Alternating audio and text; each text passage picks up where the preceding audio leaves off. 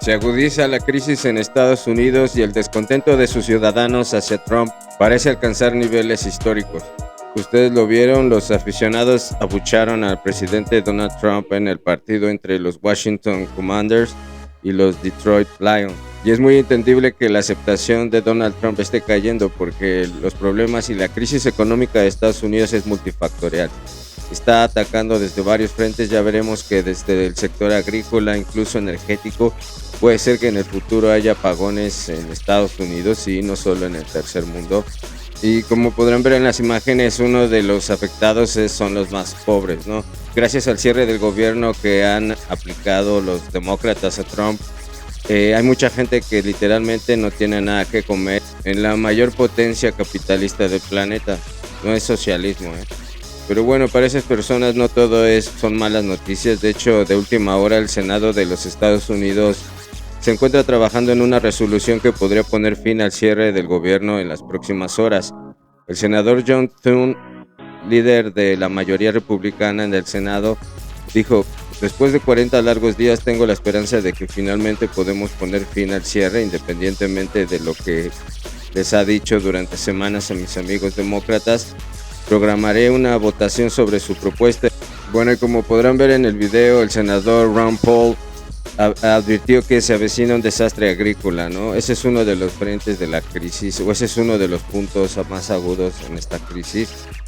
Y dijo que, lo cito: quiero que la Constitución tenga sentido. La Constitución dice que si los impuestos se originan en la Cámara de Representantes, los aranceles son un impuesto, declaró Rand Paul, criticando duramente la política arancelaria de Trump. La cosecha de soya se perderá en gran medida. Los agricultores no podrán pagar sus impuestos, advirtió, describiendo una crisis inminente provocada por la guerra arancelaria de Trump.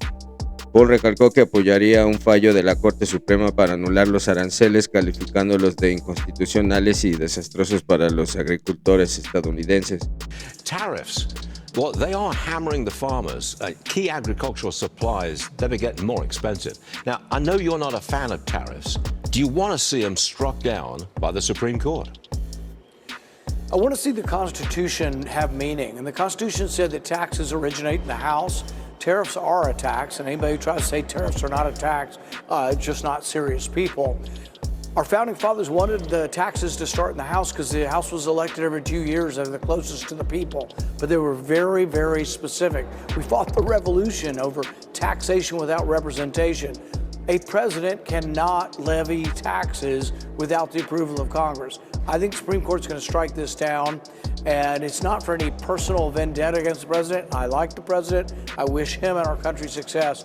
But we have to do things in an orderly, constitutional manner, or it can lead to chaos. Right now, the farmers are faced with chaos. There's a Farmageddon out there. It is looming, particularly if you happen to be in soybeans this year. The soybean crop is going to be largely lost. I'm starting to look at what is happening with deficiencies and people not able to make their payments among farmers, and I'm worried how deep this could get. Pero no solo es eso, ¿no? Sino también Estados Unidos está al borde de una verdadera crisis energética. Como podrán ver en la imagen, se prevé que la demanda de electricidad en Estados Unidos crezca un 25% para 2030, impulsada por los centros de datos y la industria de la IA.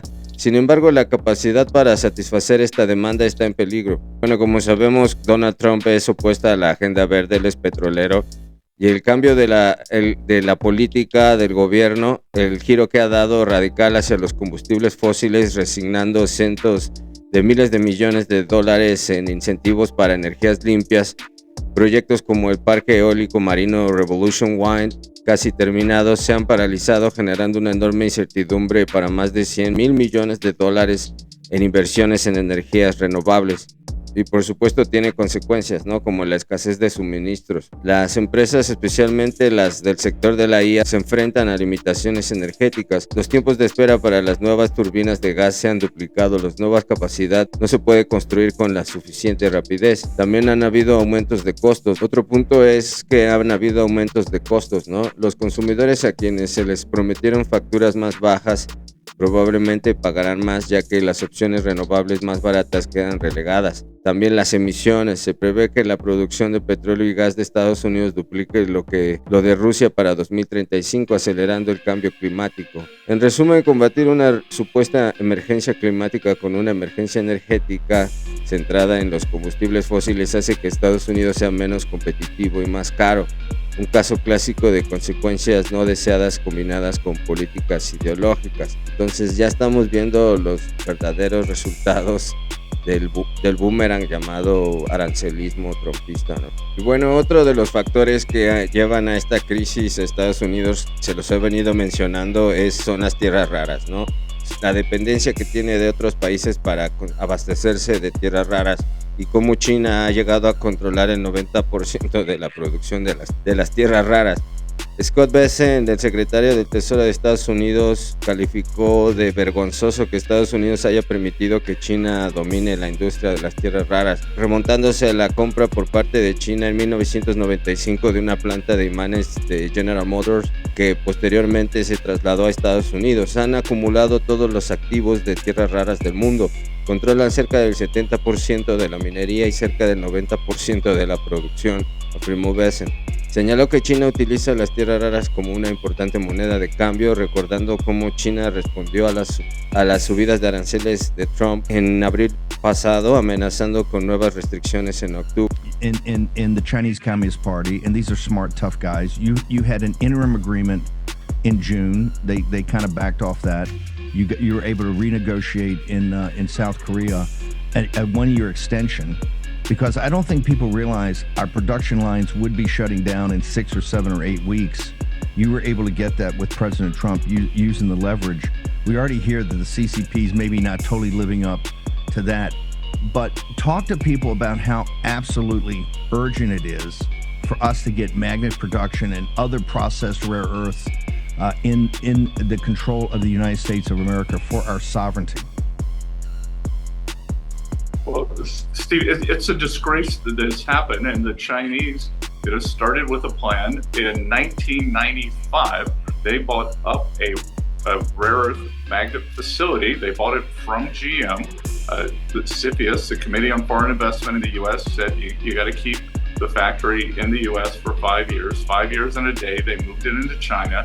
They've accumulated all the rare earth assets in the world. They have control about 70% of the mining, about 90% of the production. This one German company managed to stay in business as the Chinese cut prices, tried to put them out of business. And now they have stood up this beautiful 500,000 square foot facility in Sumter, South Carolina. And for us to take control of our supply chain. And Steve, these magnets are in everything, from fighter jets to iPhones to every car to every medical device to machines used for CAT scans. And the Chinese used this as a big negotiating tool in April when President Trump raised the tariffs on them. They tried to roll it out again on October 8th. And see, this is against the entire Western world, not just against the US. It's against Europe, Australia, Canada, UK, Japan, Korea. And through President Trump's leadership and facilities like this, we are going to take back leadership and end this choke point that they have on us. Por supuesto, Trump se aferra a su discurso y él menciona, como podrán ver en la imagen, que siguen funcionando, ¿no? Él sigue afirmando que los aranceles van a reducir su deuda mientras esta se duplica en realidad, ¿no? El presidente volvió a pregonar su supuesta genialidad en la guerra comercial, prometiendo recaudar billones de dólares de otros países para pagar la gigantesca deuda nacional estadounidense de más de 38,2 billones de dólares, que son realmente, acuérdense que en anglosajón son trillones, pero bueno, parece en palabras de desesperado, porque esto ya lo había afirmado son casi idénticas las afirmaciones que hizo con la del 2018, cuando al inicio de la guerra comercial a gran escala con China y la Unión Europea prometió pagar gran parte de los 21 millones de dólares de deuda acumulada. Desde entonces la deuda realmente no ha parado de aumentar hasta un 45%. Y pues bueno, hay muchos especialistas que creen que la burbuja de deuda de Estados Unidos, como podrán ver en la imagen, ya ha estallado. Las cifras ya están disponibles y pintan un panorama alarmante para la economía estadounidense. El récord de deuda de los hogares es de 18,6 billones de dólares, un asombroso aumento del 60% en tan solo una década. Analicemos la crisis. Hipotecas, 13,1 billones de dólares, récord. Préstamos para automóviles, 1,7 billones de dólares, récord. Préstamos estudiantiles, 1,7 billones de dólares, récord. Deuda de tarjetas de crédito, 1,2 billones de dólares, récord. Un 50% más desde 2020. La señal de alerta, las tasas de morosidad en los préstamos para automóviles de alto riesgo acaban de alcanzar un récord de 6,1%. La conclusión a la que podremos llegar es que este es ya un problema de deuda estructural, ¿no? Sistémico, y que los consumidores están endeudados hasta el máximo, utilizando el crédito para cubrir la diferencia entre salarios y costos. Pero el problema es que cuando llegue la nueva crisis, alguna próxima crisis, la burbuja de deuda podría desencadenar una contracción económica aún más grave que la actual, que recuerden que se dio el dato de que 1 millón de personas en Estados Unidos, la mayor potencia del mundo, perdieron su empleo, no en un país socialista, en el país más capitalista del planeta, ¿no? Y es que la imagen que está proyectando Estados Unidos al mundo realmente es deplorable, porque en las bases que tiene Estados Unidos en Europa, por ejemplo en Alemania, etcétera, los gobiernos de los países locales han tenido que estar pagando los salarios, por ejemplo, de los soldados de esas bases militares, porque con el cierre de gobierno pues no han podido recibir sus salarios, y toda esa es la imagen que están proyectando al mundo. Es realmente deplorable, como digo. Y no sabemos también si se debe a algo de salud, algún tema de salud, si Trump tiene una enfermedad que ya empieza a manifestar síntomas, etcétera, porque recuerdan que él se burlaba de Joe Biden, le decía Sleepy Joe, Joe el dormilón, y ahora tenemos entonces a Sleepy Trump o Sleepy Donald, ¿no?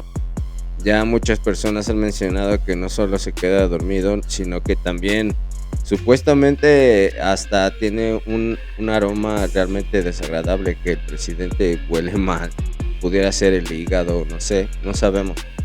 Y hombre, ante los ciudadanos, ¿cómo no va a empezar a perder popularidad o aceptación?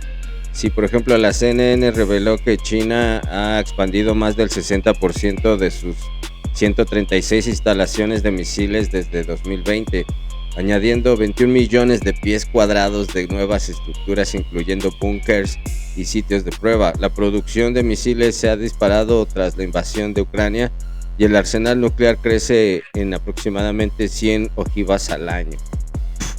Y es que mientras Estados Unidos puede enfrentarse hasta apagones masivos en Estados Unidos, o por lo menos a que las compañías de inteligencia artificial no tengan la suficiente energía para abastecer y satisfacer la demanda de todos sus consumidores, también se agrega esto, que China y Rusia no paran de hacer avances.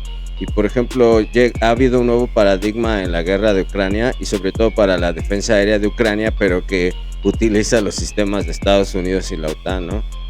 Porque la eficacia de la defensa aérea suministrada por Occidente se ha desplomado del 34% a tan solo un 6% o menos desde septiembre.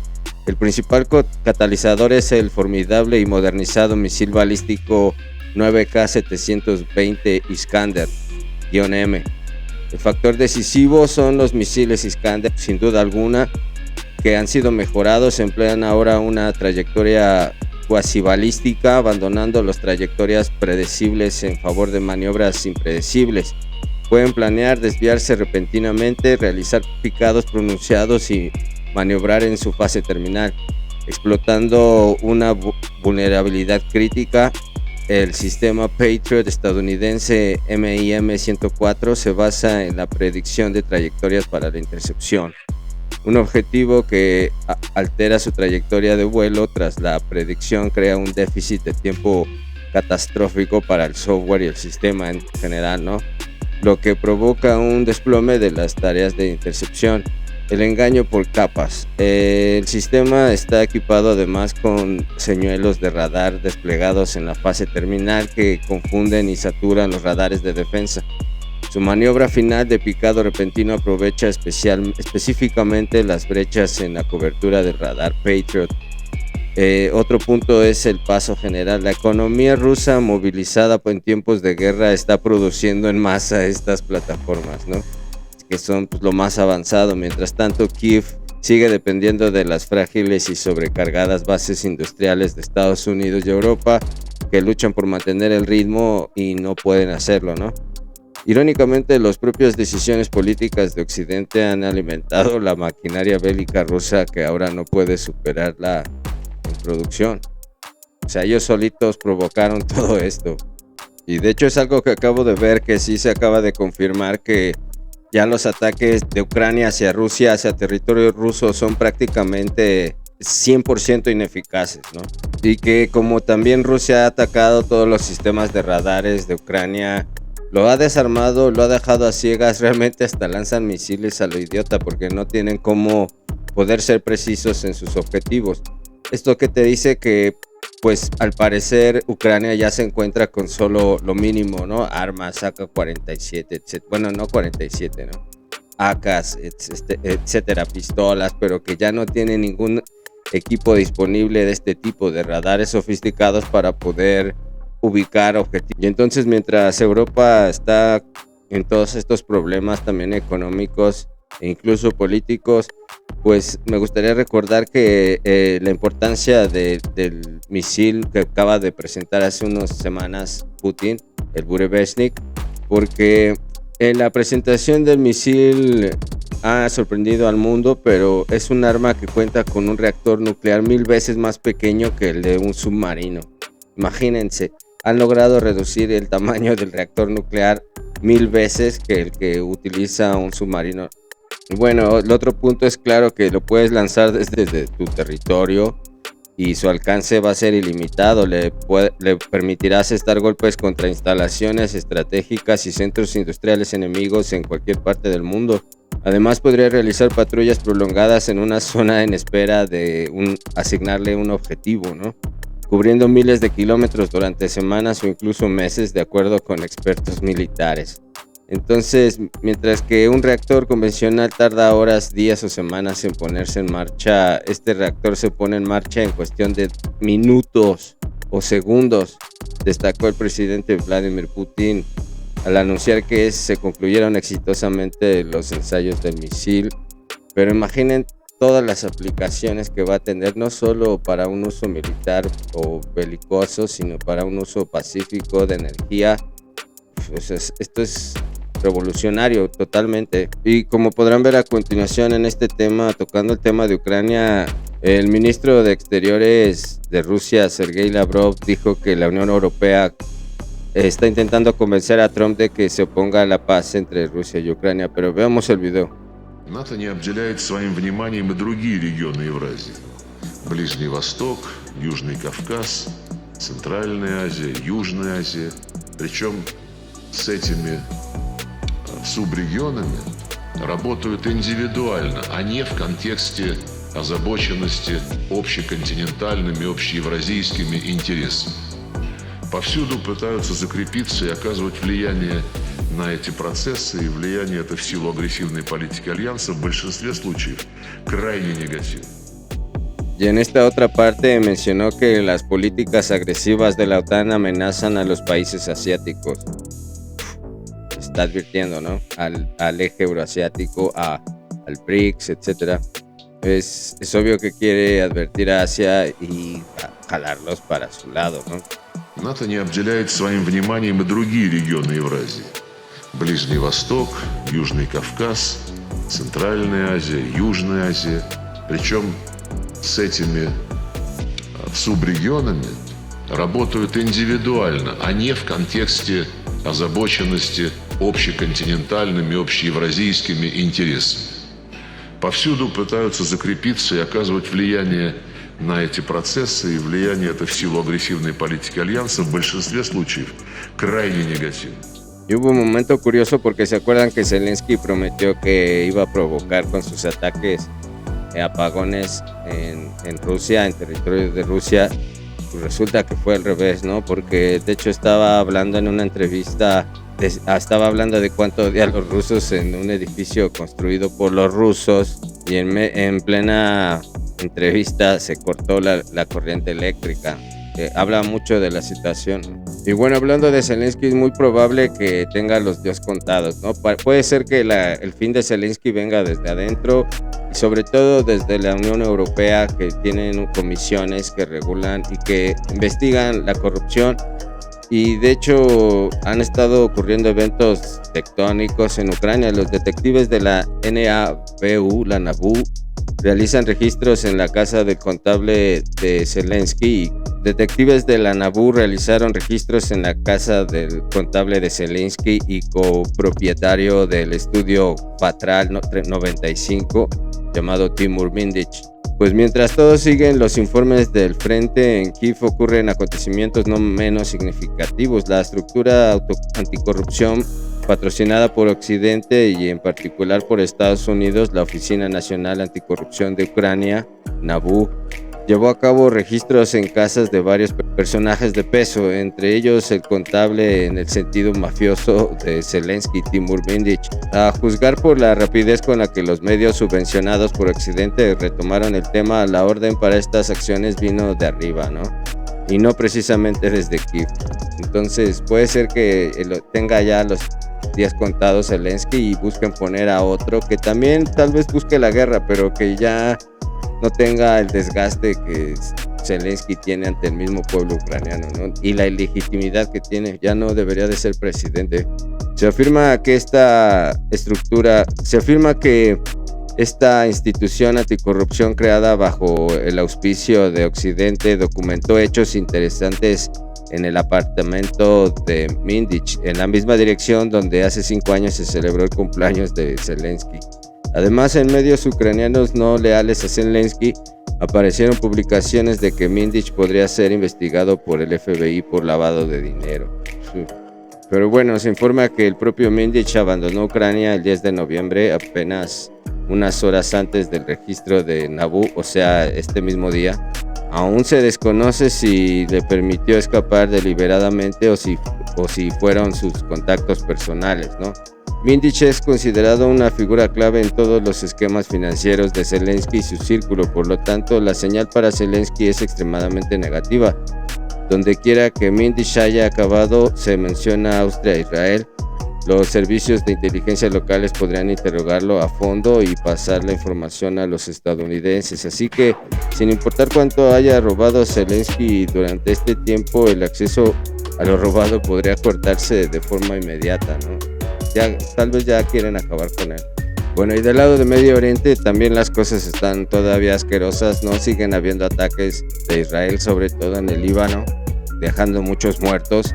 Y en el medio de New York Times mencionó que funcionarios regionales advirtieron que se avecina una guerra entre Israel e Irán, y que es solo cuestión de tiempo, dado que Irán ha construido una nueva planta de enriquecimiento de uranio llamada Montaña Pickaxe. The New York Times dijo que es probable que Irán responda a cualquier ataque israelí de una manera mucho menos contenida que en junio. Pretende lanzar 2,000 misiles contra Israel simultáneamente, no 500 como en la guerra de los 12 días.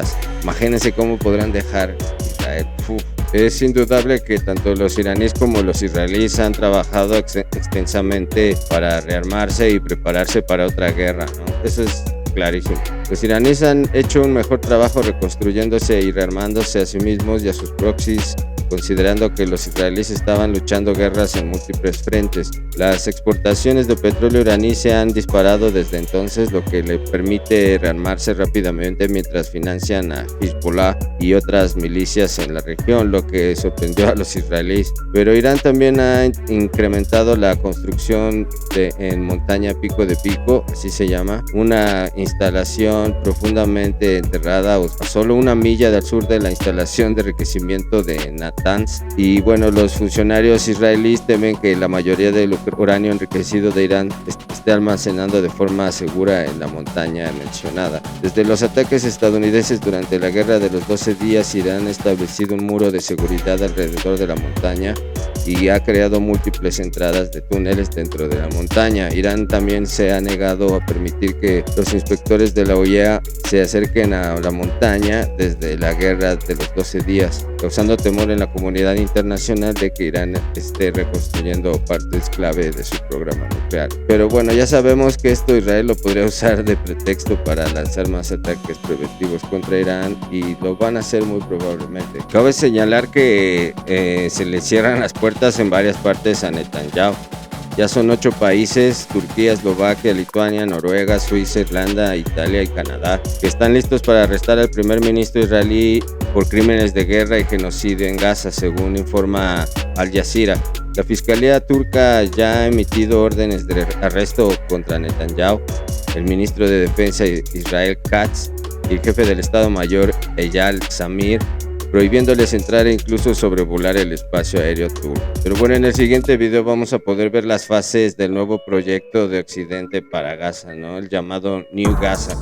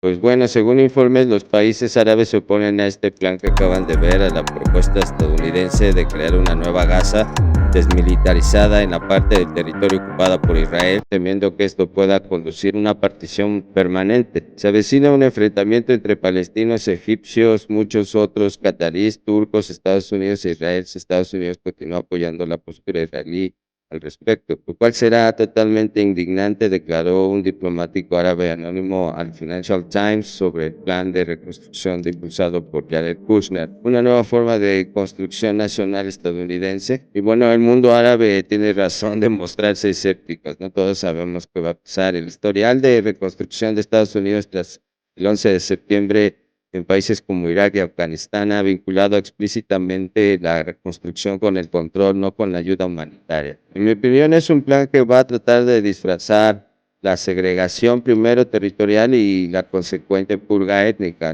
La ONU ha afirmado que la reconstrucción de la Franja de Gaza de 365 kilómetros cuadrados podría costar hasta $70 millones. Trump quiere que los estados del Golfo, ricos en petróleo, financien la reconstrucción, pero es probable que Arabia Saudí, los Emiratos Árabes Unidos y Qatar se muestren reacios a patrocinar un proyecto que limitaría aún más la autonomía palestina, ¿no? Eso lo tendría que pagar. Ya corrieron a un periodista porque preguntó que si no era justo que Israel pagara la reconstrucción de Gaza, así como Rusia tendría que pagar la reconstrucción de Ucrania. Y de hecho, como podrán ver en el video, Francesca Albanese, la relatora especial de Naciones Unidas para los Territorios Palestinos Ocupados, dijo: la Organización Humanitaria de Israel y Estados Unidos para Gaza es lo opuesto a humanitaria. Pero veamos el video. Tenemos que parar de llamar esta actividad criminal que los Estados Unidos e Israel han creado como Gaza Humanitarian Foundation. Es la negación de todo lo que humanitario se puede hacer. Esta es la organización que se está encargando, vamos a decir entre comillas, del reparto de la ayuda humanitaria. Eso no es ayuda humanitaria. Es una de los experimentos los más cruel que he visto en mi vida. Parece de verdad, los palestinos lo llaman Hunger Games. Porque, en primer lugar, lógicamente, ¿cómo se puede dejar la responsabilidad de distribuir ayuda al Estado que es acusado en 3 casos en la justicia internacional de genocidio, de crimen de guerra, de crimen contra la humanidad, incluso lo de causar hambre? Y con los Estados Unidos, que son un partner en esa destrucción, en ese genocidio. ¿Y dónde están las Naciones Unidas? Ese no es ayuda. Están matando gente que se está muriendo de hambre. Y también vemos el testimonio de Raúl Insertis, un médico de urgencias español que trabajó en los hospitales de la Franja de Gaza y que dijo que el ejército israelí sigue la doctrina Isdari at Home, doctrina que se dedica a aumentar el número de víctimas civiles. Menciona que el objetivo es esperar el momento en que, por ejemplo, si van a realizar un ataque en algún edificio donde supuestamente hay militares de Hamas, pues esperar a que se junten personas ahí, el mayor número posible, para tratar de masacrar a más personas. Es lo que él menciona. Bueno, empezaré diciendo que el ejército israelí se sorprendió a sí mismo al descubrir hace 2 semanas que el 83% de sus víctimas eran civiles. Se estima que el 37% son niños. Exacto. No sé cuántos miles de niños, casi 20.000 niños muertos. En abril habían 19.000 huérfanos de padre y de madre. 35.000 huérfanos de solo un padre. Que se habrían estado infraestimando el número de fallecidos precisamente por las dificultades a la hora de llevar los registros, porque se han bombardeado centros que llevaban algunos de esos registros. Claro, porque por la noche bombardean según su doctrina Isdari at Home, que es una doctrina militar, Zapapa en casa, que consiste en que cuando ellos se fijan lo que ellos consideran que es un objetivo, lo atacan en el momento en el que estén cuantas más personas cercanas a este objetivo reunidas, mejor. Es decir, que atacaban por la noche, bombardeaban por la noche tiendas, chabolas, o sea, tiendas de toldos, en la zona humanitaria de Al-Mawasi, que es donde se le dijo a la población que fuera para no ser bombardeada, les atacaban allí. Y bueno, como dato nada más extra, esta noticia sobre la tecnología de Estados Unidos que da un paso adelante. Esto sí, hace mucho que no me sorprendía, pero de algo que presentara la tecnología, el gobierno de Estados Unidos tecnológicamente o militarmente. Y de hecho, y como podrán ver en las imágenes, la compañía Shield AI ha presentado el X-Bat, una aeronave furtiva de última generación con inteligencia artificial diseñada para servir como un aliado estratégico junto a los cazas estadounidenses. Es destacable su despegue vertical y tiene un alcance de 2.000 millas náuticas, alcanza los 50.000 pies de altitud y puede transportar misiles aire-aire o sistemas de guerra electrónica. Gracias a la AI HiveMind puede operar de forma autónoma sin GPS ni comunicaciones constantes, lo que permite misiones en zonas profundas y operaciones en enjambre. Tiene un costo de $27 millones Comercializado como una alternativa económica al F-35, su lanzamiento se alinea con la iniciativa de guerra de drones con drones de Trump para el 2025, ampliando las capacidades de combate con la IA de Estados Unidos. Shield AI, ahora valorada en $5.300 millones, está posicionando a X-Bat frente a Lockheed Martin y otros gigantes de la defensa. Bueno, y para todos los que nos gusta la astronomía, les dejo las declaraciones de Avi Loeb sobre los últimos datos que han lanzado el objeto interestelar AI/Atlas. I did a calculation that indicated that in order for it to accelerate in the way that it did recently, it must have, if it's a natural comet, it must have lost a substantial fraction of its mass, of all the 20% or so. And we should see a very massive cloud of gas around it as soon as it comes out of being hidden behind the sun. That should weigh of order 5 billion tons of gas around it. If we don't see that, there must have been some other means of propulsion that gave it that acceleration. So that's very exciting. You know, it's sort of like going on a blind date and wondering who is on the other side. And, you know, it could be a rock. Maybe that's the most likely interpretation. But we should be open-minded, we should be humble, because it's an opportunity to learn something new. Así que ya estás informado con las últimas horas y bueno, si puedes sígueme en Facebook, TikTok, YouTube, suscríbete, dale like y comparte y nos vemos en otro video. Chao.